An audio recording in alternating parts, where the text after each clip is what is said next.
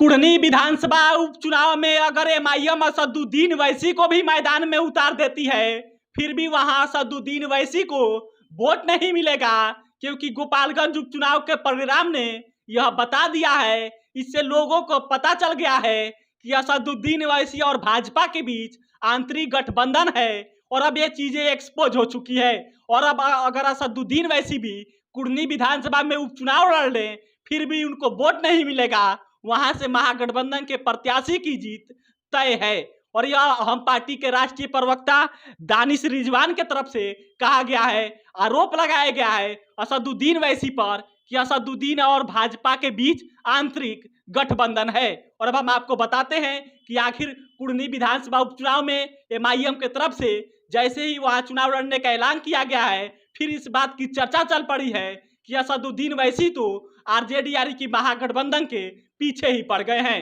लेकिन इसके पहले नमस्कार स्वीकार करिए, मेरा नाम सिकंदर अली है और आप बिहार मंच देख रहे हैं। अभी आपने देखा 2 सीटों पर उपचुनाव हुआ था, मोकामा और गोपालगंज, जिसमें सबसे ज्यादा परिणाम आने के बाद से जिस सीट की चर्चा हुई वो था गोपालगंज विधानसभा। क्योंकि गोपालगंज विधानसभा में जो भाजपा और आरजेडी के बीच हार जीत का फासला था वो सिर्फ 2000 के लगभग वोटों का था, क्योंकि वहां से असदुद्दीन वैसी के जो उम्मीदवार थे अब्दुल सलाम, उनको 12,000 से भी अधिक वोट मिला था। और जैसे ही परिणाम आया, आरजेडी यानी कि महागठबंधन के तरफ से यह आरोप लगाए जाने लगा कि असदुद्दीन वैसी के उम्मीदवार अगर नहीं होते तो फिर वहां महागठबंधन के उम्मीदवार जो थे मोहन प्रसाद गुप्ता, उनको जीत मिल जाती। और फिर इस बात की राजनीतिक विशेषज्ञ चर्चा करने लगे कि असदुद्दीन वैसी के उम्मीदवार ने कितना वोट काटा है और असदुद्दीन वैसी के उम्मीदवार जिस प्रकार से वोट काट रहे हैं, अगर ऐसा ही भविष्य में असदुद्दीन वैसी चुनाव लड़ते रहें तो महागठबंधन यानी कि आरजेडी के लिए वो मुश्किलें खड़ा करते नजर आ रहे हैं। फिर इसके बाद से चुनाव का ऐलान होता है कुढ़नी विधानसभा उपचुनाव के लिए। वहां 5 दिसंबर को वोटिंग है। इसके पहले नामांकन प्रक्रिया शुरू हो चुकी है। और फिर आज से दानिश रिजवान जो राष्ट्रीय प्रवक्ता है हम पार्टी के, उन्होंने आरोप लगाया है असदुद्दीन वैसी पर कि अगर कुढ़नी विधानसभा में जहां उपचुनाव हो रहा है वहां अगर असदुद्दीन वैसी भी मैदान में उतर जाए, यानी कि एमआईएम के तरफ से असदुद्दीन वैसी जो एमआईएम के राष्ट्रीय अध्यक्ष हैं वो भी मैदान में उतर जाए, फिर भी जनता उनको वोट नहीं करेगी। क्योंकि जनता ये समझ चुकी है, गोपालगंज उपचुनाव के परिणाम से जनता को इस बात का पता चल चुका है कि एमआईएम और भाजपा का आंतरिक गठबंधन है और असदुद्दीन वैसी हर सीट पर लड़कर महागठबंधन के उम्मीदवारों को हरा रहे हैं। जनता को इस बात का पता चल चुका है, अगर असदुद्दीन वैसी भी उतरेंगे कुढ़नी विधानसभा में, फिर भी जनता उनको वोट नहीं करेगी। ये दानिश रिजवान ने असदुद्दीन वैसी के पार्टी एमआईएम पर आरोप लगाया है।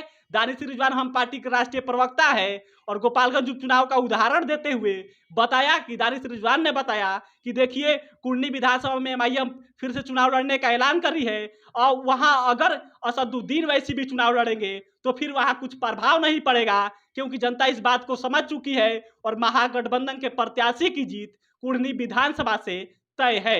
एक बात समझ लीजिए कि कुढ़नी विधानसभा में जो जिस समाज के वोटों का डिसाइडिंग फैक्टर है, मलाह समाज से है, यादव समाज से है, उसके बाद से मुस्लिम समाज भी वहां से वोटों को डिसाइडिंग फैक्टर में है, यानी कि इन समाज का वहां पे प्रभाव है और ये तय करते हैं कि वहां से विधायक कौन होगा। और जैसे ही अनिल सैनी की सदस्यता रद्द हुई, वहां उपचुनाव का ऐलान हुआ। उपचुनाव का ऐलान होते ही एमआईएम के जो विधायक है, बिहार के एकमात्र विधायक अख्तरुल इमान, उन्होंने ऐलान कर दिया कि देखिए हमारी पार्टी यानी कि एमआईएम भी कुढ़नी विधानसभा में उपचुनाव लड़ेगी। और जैसे ही ऐलान हुआ, फिर से इस बात की चर्चा चल पड़ी कि गोपालगंज तो एमआईएम हरा कर आ गई महागठबंधन को, अब कुढ़नी विधानसभा भी महागठबंधन को एमआईएम यानी कि असदुद्दीन वैसी के उम्मीदवार हरा देगा, क्योंकि वहां भी मुस्लिम डिसाइडिंग फैक्टर में है। अगर असदुद्दीन वैसी के उम्मीदवार वहां भी कुछ वोट काट लेता है तो फिर वहां पर महागठबंधन के जो प्रत्याशी होंगे उनके लिए मुश्किलें खड़ा हो जाएगा।